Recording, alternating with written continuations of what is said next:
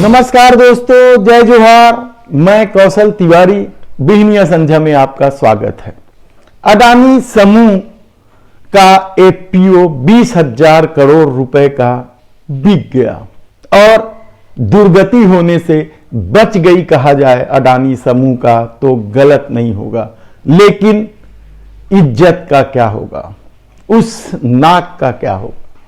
तीसरे नंबर से खिसक कर अडानी समूह 11वें नंबर पर आ गया, यानी दुनिया के टॉप 10 से बाहर हो गया। हिडनबर्ग रिसर्च की रिपोर्ट ने जिस तरीके से 106 पन्ने में 88 आरोप लगाए, जिसका जवाब देते हुए अडानी समूह ने भारत पर हमला बताते हुए 413 पन्ने का जो जवाब दिया, उसे हिडनबर्ग रिसर्च ने सिरे से नकार दिया और कहा कि अडानी समूह सवालों का जवाब देने से बच रही है, उसे टालम टोल कर रही है।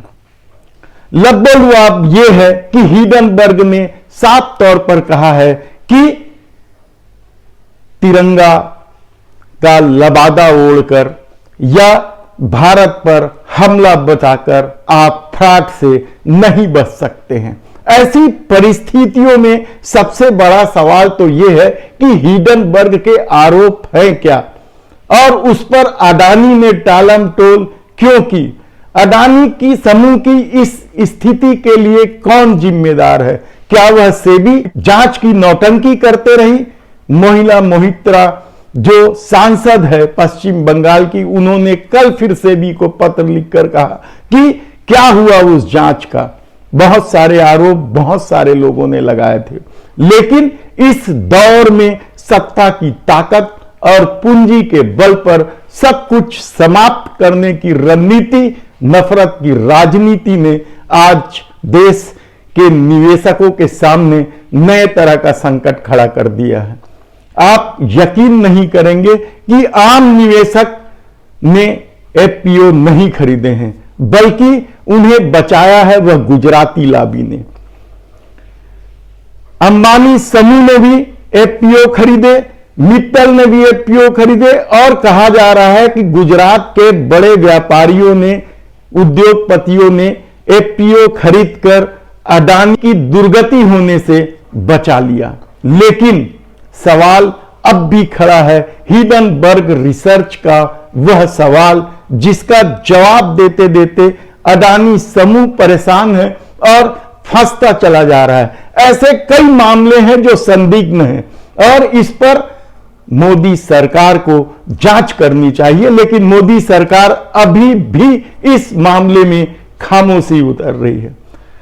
जो सवाल हिडनबर्ग रिसर्च ने उठाए हैं, उसमें सबसे बड़ा सवाल तो है चिंचू लिंग का बेटा पीएमसी प्रोजेक्ट में सहयोगी है अडानी समूह का। यह चिंचू लिंग कौन है? यह चिंचू लिंग है वह चीनी व्यापारी जो अगुस्ता वेस्टलैंड स्कैम में शामिल था। उसका बेटा अडानी समूह का सहयोगी है और इसे लेकर कई तरह के सवाल उठाए जा रहे हैं और राष्ट्रीय सुरक्षा से भी इसे जोड़ा जा रहा है। इसका जवाब अडानी समूह ने हिडनबर्ग रिसर्च को नहीं दिया और इस पर उन्होंने फिर जवाब मांगा है। दूसरा नाम है केतन पारेख। केतन पारेख हर्षद मेहता का भतीजा है। 2007 में इसे लेकर खूब बवाल मचा था, लेकिन वह भी अडानी समूह का सहयोगी है। ऐसे में तिरंगा को लेकर जब जोगिंदर सिंह आते हैं और आरोप लगाते हैं कि हिडनबर्ग का टाइमिंग ठीक नहीं है, दुर्भावनापूर्ण रिसर्च है, तो सबसे बड़ा सवाल तो है कि क्या इस मामले में केंद्र सरकार को दखल देकर जांच नहीं करना चाहिए। भारत पर हमला बता दिया गया। कितना हास्यास्पद यह जवाब था। आप यकीन नहीं करेंगे कि इस दौर में किस तरीके से राष्ट्रीय सुरक्षा, राष्ट्रवाद, हिंदुत्व की आड़ में अपराधों को फलने फूलने का अवसर दिया गया, उसमें क्या अडानी समूह के अपराध को भी दबाने की कोशिश हुई है? पहले यह बात मोदी सत्ता कहती थी, अब अडानी के जरिए क्या बाकी उद्योगपति भी अपने फ्रॉड को या अपने अपराध को छुपाने के लिए राष्ट्रवाद का सहारा लेंगे? बहुत सारा सवाल इसलिए हम उठा रहे हैं क्योंकि जो हिंदुत्व और राष्ट्रवाद को लेकर बांगड़ बिल्ले आए दिन सड़क पर उतर जाते हैं, उन्हें बता दें कि विजय माल्या कहां है आज।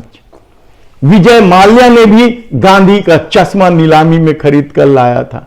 टीपू सुल्तान की तलवार को भी लाकर उसने अपने देश प्रेम का प्रदर्शन किया था, लेकिन आज विजय माल्या कहां है? किंगफिशर दिखता है कहीं? कहीं नहीं दिखता। भारत सरकार इस फ्रॉड के लिए, उन्हें लाने के लिए जद्दोजहद कर रही है और विजय माल्या विदेश में जा बैठा है। तो क्या राष्ट्रवाद और हिंदुत्व के आड़ में इस दौर में अपराध को फलने फूलने दिया जा रहा है, उन्हें प्रश्रय दिया जा रहा है? ये इतने तरह के सवाल है जो अडानी समूह को कटघरे में लाकर खड़ा करता है। हमने पहले ही कहा कि 20,000 करोड़ का एफपीओ बेचकर अडानी समूह की दुर्गति होने से तो बच गई, लेकिन नाक नहीं बची है। तीसरे नंबर से 11वें नंबर पर आ गया है। आने वाले दिनों में क्या वे व्यापारी जिन्होंने एफपीओ खरीदे हैं वे रखेंगे इसे? बाजार रेट से अधिक जाकर ऑफर प्राइस में जो एफपीओ खरीदे गए हैं वह किसके इशारे पर खरीदे गए हैं? इस पर भी जांच क्यों नहीं होनी चाहिए? क्यों अडानी समूह को बचाने की कोशिश की गई है? निवेशकों का क्या होगा? एलआईसी क्या डूब जाएगी? स्टेट बैंक का क्या होगा जिन्होंने मनमाना कर्ज दिया है? कितने सारे सवाल है। कई बैंकों ने भी अडानी समूह के शेयर खरीदे हैं, यानी कर्जा भी दो, शेयर भी खरीदो। इस तरह का जो खेल राष्ट्रवाद और हिंदुत्व के नाम पर इस दौर में खेला गया वह कितना विस्मयकारी है और कितना इस देश पर असर डालेगा यह तो भविष्य में पता चलेगा। हम सवाल इसलिए उठा रहे हैं कि अभी भी अडानी समूह के कुछ ग्रुप के शेयर गिरते चले जा रहे हैं और निवेशक अभी भी बेचने को आतुर हैं। ऐसे में कुछ व्यापारी आकर अचानक कल एफपीओ खरीद लेते हैं, तो क्या आने वाले दिनों में वे इसका इस्तेमाल अडानी समूह को गिराने में करेंगे? देखना होगा कि क्या कुछ होता है। लेकिन इस दौर में जिस तरीके से सत्ता खामोश है, सेबी के हाथ पैर बंधे हुए या वह ऊपर से इशारे का इंतजार कर रही है, ये सारे मामले क्या उच्च स्तरीय जांच नहीं होनी चाहिए? क्या अलग से इस पर न्यायाधीशों की कमेटी बनाकर जांच नहीं करनी चाहिए? सवाल कितने सारे हैं, क्योंकि आरोप सिर्फ केतन पारेख या चिंचू लिंग की बात नहीं है।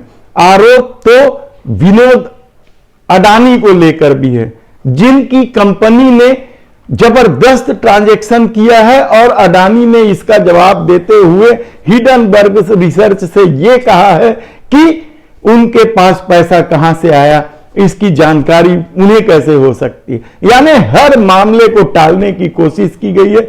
हम विस्तार से आपको किसी दिन बताएंगे कि हिडनबर्ग के वे 88 आरोप क्या हैं और वे कितने गंभीर हैं राष्ट्रीय सुरक्षा को लेकर और इस देश की आर्थिक स्थिति को लेकर। सवाल बहुत सारे हैं। देखना होगा कि आने वाले दिनों में अडानी समूह अपने को किस तरीके से बचाता है, निवेशक अडानी समूह पर कितना भरोसा करते हैं। धन्यवाद।